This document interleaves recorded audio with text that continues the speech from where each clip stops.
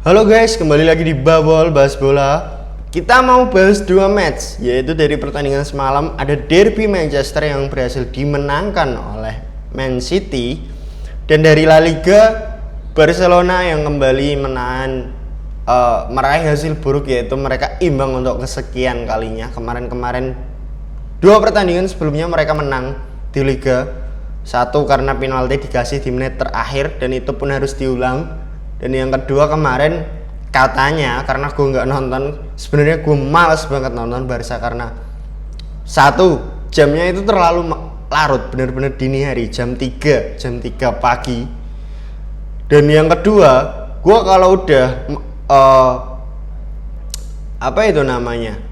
memberikan waktu gue untuk menonton sebuah match, terutama Barca, karena gue fans Barca, tapi nggak works karena ya gue merelakan diri untuk menonton di jam 3 pagi, tetapi tim ini memberikan tontonan yang sangat tidak menarik dan itu membuang-buang waktu gue. Jadi waktu mereka menang 4-0 gue nggak nonton, tapi semalam gue nonton karena kata beberapa teman gue yang nonton itu waktu mereka menang 4-0 di laga terakhir lawan Getafe kalau nggak salah, itu mainnya cukup bagus. Dan kemarin semalam mereka ditahan imbang oleh Athletic Bilbao. Di atas kertas Athletic Bilbao ini bukan tim yang tim papan tengah atau tim papan bawah. Mereka cukup konsisten berada di rank 4, 5, 6 lah.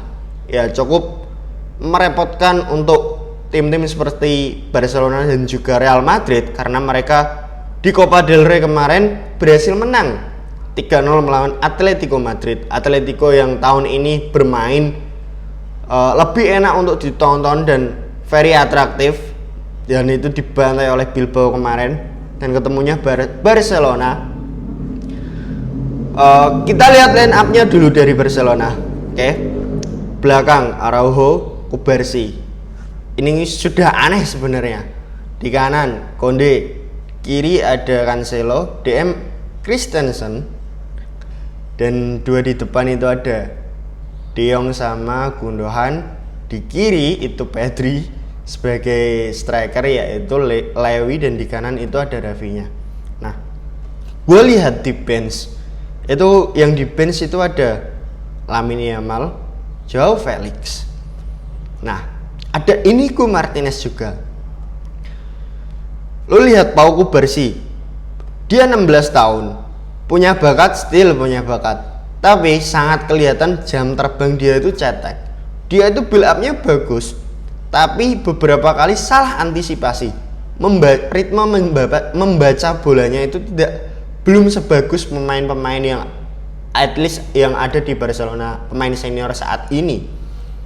Dan itu kalau lu jadi pelatih, kalau mau memberikan jam terbang kepada pemain muda, ya harusnya lu masukin pelan-pelan, 10 menit terakhir, 5 menit terakhir menjelang pertandingan selesai. Xavi enggak, dimainin terus, langsung jadi starter terus.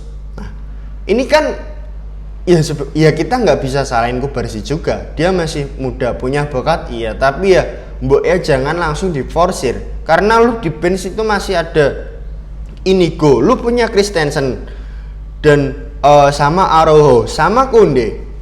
Nah, Araujo beberapa match terakhir ini, setelah dia balik dari cedera musim ini, itu bermain jelek, bener-bener sangat jelek. Build up-nya, passing-nya, intercept-nya, overall jelek. Nah, tiga di tengah Barcelona ini seharusnya yang main adalah Gundogan sama De Jong. Mereka bergantian menjadi DM dengan 2 DM. Harusnya di depannya itu adalah Pedri, karena Pedri lebih menyerang.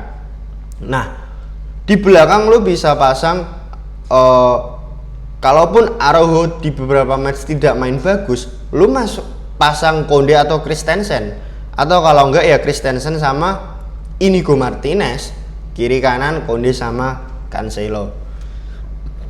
Nah, di wing either lu masukin pasang Lamine Yamal atau Joao Felix sekalian, karena Felix kan nggak cedera. Dari line up-nya itu dari line up-nya aja itu udah aneh. Gue lihat beberapa kali Pedri dipasang sebagai wing kiri. Oke, yang kasihan itu siapa? Pedri sama Lewi. Pedri dia lebih sering turun ke belakang, dan Lewi itu mendapatkan satu lane yang kosong di sisi kiri, sehingga dia lebih bekerja keras untuk mengepres kiri kanan. Ya, yang terjadi adalah organisasi permainan dari tengah ke depan itu nggak jalan sama sekali. Bahkan build up-nya pemain Barcelona ini benar-benar katrok. Mereka itu nggak bisa build up sama sekali. Dapat bola dari Stegen, kiper passing ke center back, kiri kanan udah nggak bisa, langsung long. Dan itu longnya banyak yang tidak akurat, banyak yang nggak nyampe daripada yang nyampe. Dan ini kan sangat menyedihkan untuk Barcelona yang kita tahu dengan gaya permainan mereka yang enak untuk ditonton. Gue sebagai fans Barca ya bener-bener nggak banget ini Xavi. Dia itu selalu mencoba memakai strategi yang aneh-aneh. Yang terjadi adalah Pedri cedera, De Jong cedera. Oke, De Jong mungkin bukan salah Xavi. Dia benar-benar salah jatuh, salah tumpuan, dan gue lihat ketika dia jatuh itu benar-benar ankle-nya itu ngelipet ya. Gue sampai sakit ngelihatnya.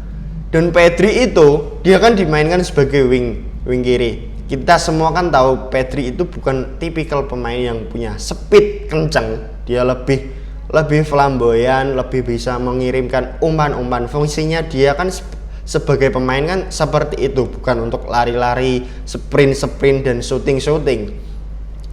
Nah, yang terjadi adalah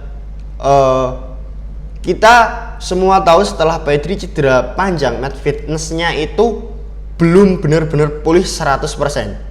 Belum, dia melewati sepanjang satu musim itu selalu dengan cedera. Belum pernah semenjak dia cedera lama itu, ketika diporsir sama Koeman, bahkan sampai di Olimpiade. Setelah itu dia bermain semusim full tanpa cedera, itu belum pernah. Dan kemarin dimainkan di sisi wing dan dia lebih bekerja keras, dan akhirnya adalah dia kena hamstring.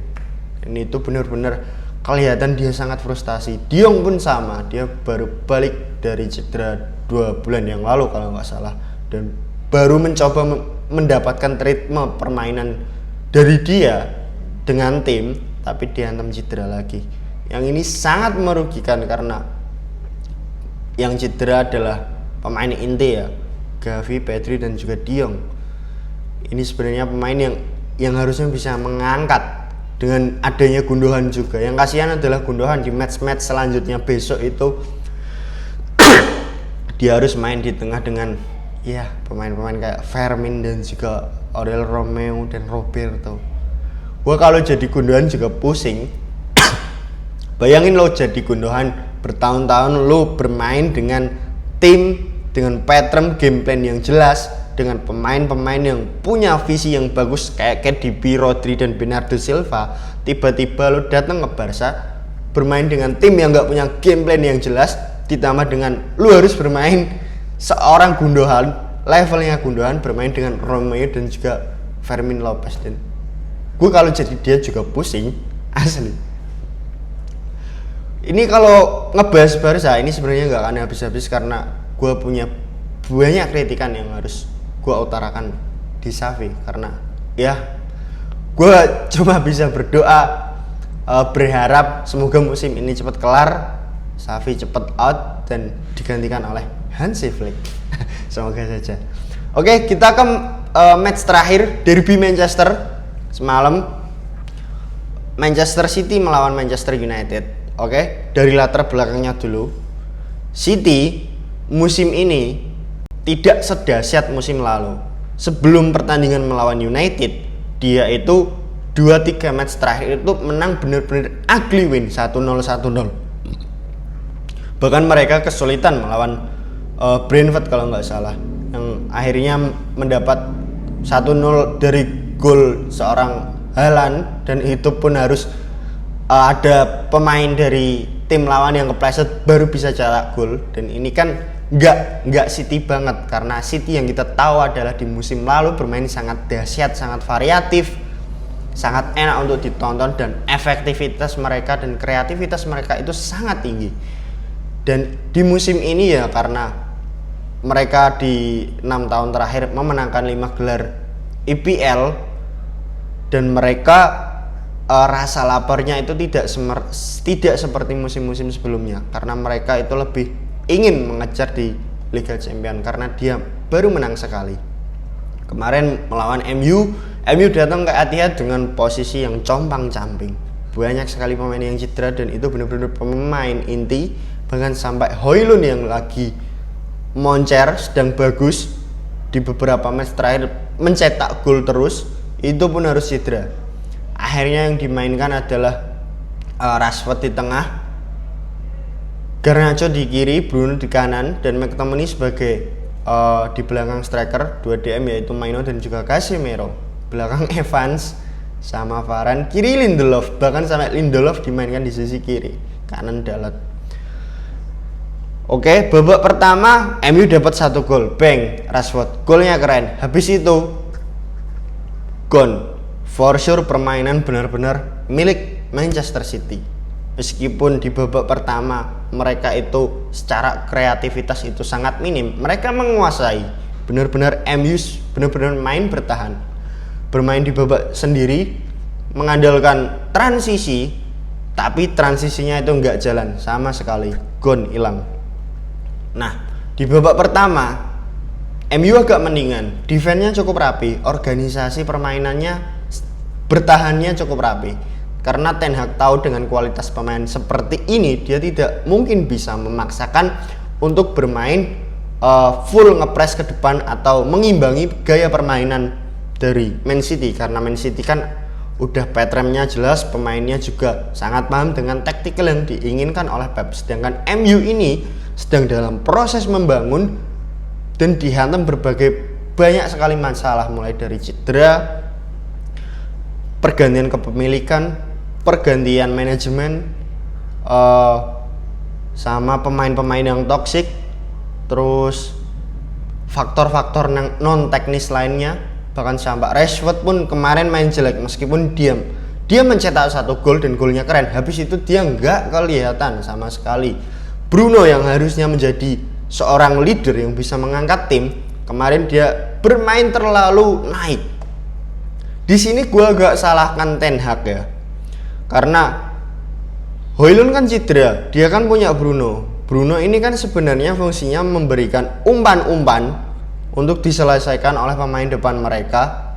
Nah, kemarin Bruno dimainkan sedikit naik ke atas, yang terjadi adalah yang tenggelam di tengah itu adalah Casemiro dan juga Kobbie Mainoo. Kobbie Mainoo main cukup lumayan, tapi still McTominay seharusnya dia dipasang sebagai striker, Bruno yang ada di posisinya McTominay kemarin, dan itu tidak dilakukan oleh Ten Hag. Padahal kan secara postur McTominay dia punya postur yang bagus, bola udaranya kuat, dan punya killer insting, shootingnya juga keras. Kenapa Ten Hag tidak berani memberikan kesempatan untuk McTominay? At least dia mencoba lah, bukan malah memasukin pemain-pemain seperti Amad Diallo dan juga Forson dan lain-lain itu di big match derby seperti ini. Nah, yang terjadi adalah ketika babak kedua sudah memasuki menit 60-an, Pep melakukan beberapa rotasi. Oke. Doku ditarik, dimasukin Alvarez, meskipun Alvarez gak main bagus. KDB sama gak kelihatan, tidak seperti KDB di match-match sebelumnya yang memberikan asis-asis yang sangat keren. Kemarin bener-bener gak kelihatan KDB.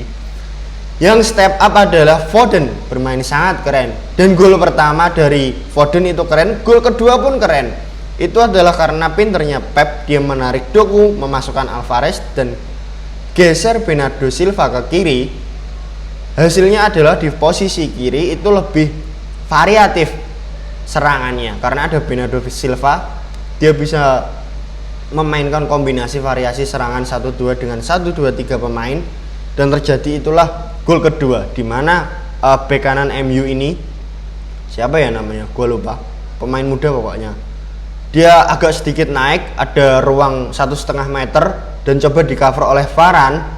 Nah, karena ada ruang dan di cover oleh Varane, maka di sebelah Varane itu di sampingnya ada space sekitar 1-2 meter dan itu dimanfaatkan oleh Foden dan juga Bernardo Silva sehingga Foden bisa melakukan kombinasi wall pass dan akhirnya masuk ke kotak penalti MU dan di shoot dan gol. Padahal Onana memberikan beberapa save yang cukup bagus. Dia bermain sangat lumayan lah, tidak sering melakukan blunder seperti match-match sebelumnya. Meskipun City menang, tapi secara permainan ya oke, skor 3-1 mungkin semua orang akan melihat MU dibantai dan lain-lain. Memang kalau dari segi kalau dari segi permainan City menguasai, tapi dari sisi kreativitas sangat sedikit untuk levelnya Man City yang kita kenal. Dan itu pun beruntung kemarin yang menjadi nilai plus adalah Foden yang bisa step up dan mencetak 2 gol. Dan gol ketiga itu kan lebih ke blundernya Amrabat ya. Jadi MU sama Chelsea ini sangat tidak konsisten ya. Kalau MU masih mending lah, tapi kalau Chelsea ampun dah, parah. Oke, gua rasa itu dulu karena mungkin sudah banyak juga yang membahas. Oke, kita ketemu di match nanti midweek ada UCL. Oke, see you next time.